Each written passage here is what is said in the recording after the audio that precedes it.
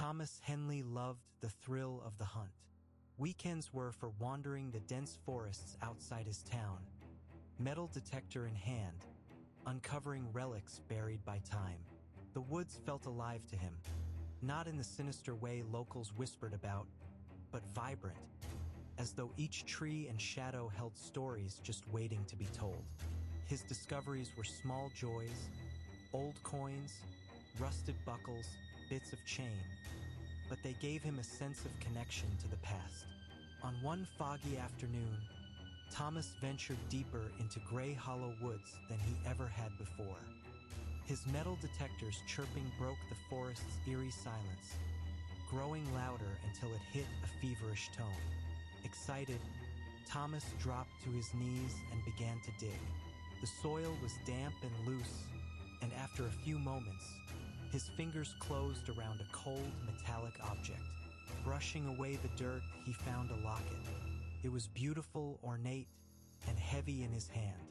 Its surface was etched with strange runes, and when he clicked it open, there was a photograph inside. A sepia-toned image of a young girl. Her expression was somber, her eyes vivid and haunting despite the age of the picture. Something about her gaze made him shiver, but he shook it off. Another treasure for the collection. That night, Thomas couldn't sleep. The locket sat on his bedside table, its dull sheen catching the moonlight. Each time he glanced at it, he felt as if the girl's face had shifted slightly, her eyes following him. When he finally drifted off, his dreams were filled with shadows and whispers, and the faint sound of a child's laughter.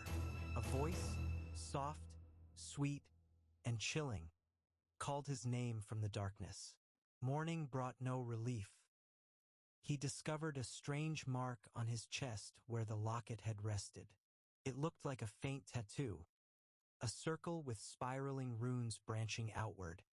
He tried to scrub it away, but the mark was stubborn, as if it were etched into his skin. He considered seeing a doctor but decided against it. Instead, he returned to the woods, compelled by something he couldn't explain.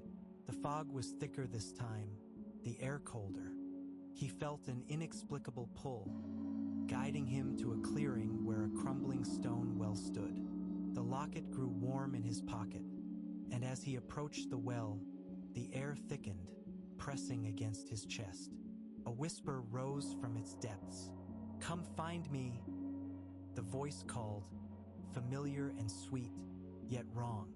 A shadow darted between the trees. Then another. Thomas spun around, heart pounding. Something was out there. As the shadows closed in, a figure emerged. A man in a hooded robe, his frame skeletal, his arms covered in glowing tattoos.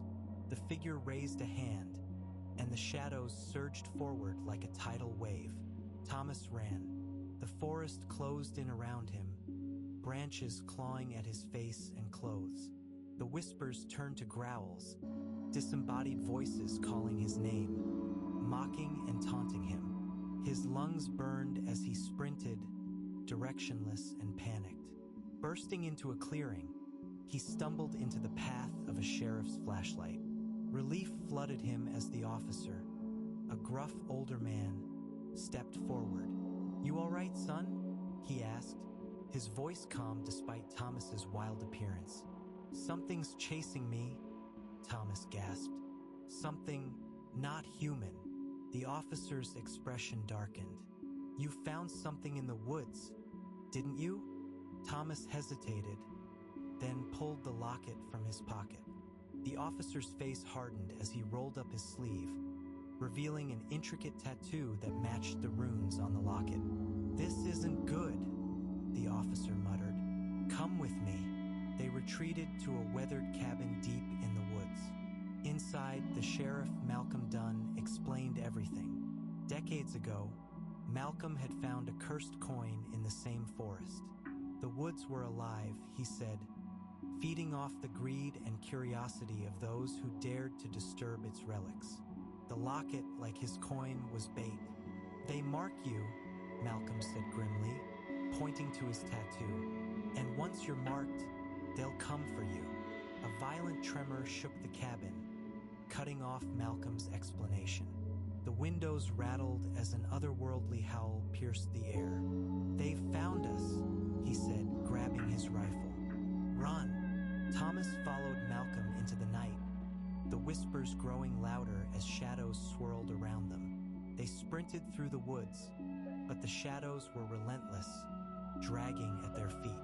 The locket burned against Thomas's chest, the heat unbearable.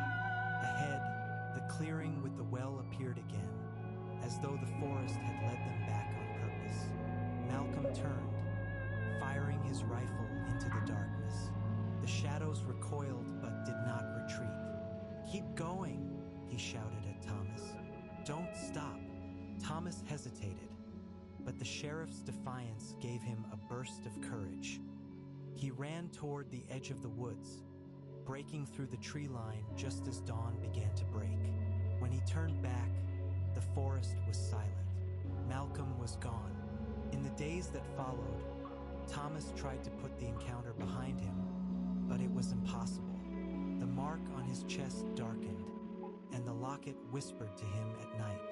He couldn't understand the words, but the tone was urgent, almost pleading. Unable to stay away, he returned to the woods, hoping to find answers. This time he wasn't alone. A woman named Claire approached him at the forest's edge, her eyes hollow and tired. She claimed her brother had vanished in Gray Hollow years ago after finding a similar artifact. "The forest takes people," she said, "but it always leaves something behind, something cursed." Thomas and Claire formed an uneasy alliance, venturing into the woods together. They met another stranger, a wiry man named Ethan, who claimed to be searching for his missing wife. Together, they pieced together a pattern. The forest seemed to target those with unresolved guilt or loss, luring them with the promise of answers and then consuming them. As the trio delved deeper, the forest grew stranger. The air buzzed with static, the ground shifted beneath their feet, and the trees seemed to whisper secrets they couldn't understand. They found symbols carved into the bark, runes like the ones on the locket and Malcolm's tattoos. The symbols seemed to pulse, as if alive. One night, they camped near the well, taking turns keeping watch. During Thomas's shift, he noticed a faint light in the distance. He woke the others, and they followed the glow to a clearing where they found a woman standing motionless. Her eyes were closed, and her lips moved silently. She was Eleanor. Before they could approach, the ground beneath her feet split open, and she disappeared into the darkness. The well roared to life, spewing shadows that coalesced into forms, spectral, skeletal creatures that lunged at them. The chase was brutal. Ethan fell first, dragged screaming into the shadows. Claire and Thomas fought to stay ahead, but the whispers grew louder, promising safety if they just stopped running. Claire hesitated for a moment too long and was consumed. Thomas stumbled into the clearing where it had all begun. The well loomed before him, pulsing with energy. The locket burned in his hand, and the girl's voice spoke clearly for the first time. "Set me free." Driven by desperation, Thomas hurled the locket into the well. For a moment, the forest went silent. Then a deafening roar erupted, and the well collapsed in on itself, dragging the surrounding trees and shadows with it. Thomas fell to the ground, unconscious. He woke at the edge of the woods, the morning sun breaking through the fog. The locket was gone, but the mark on his chest remained.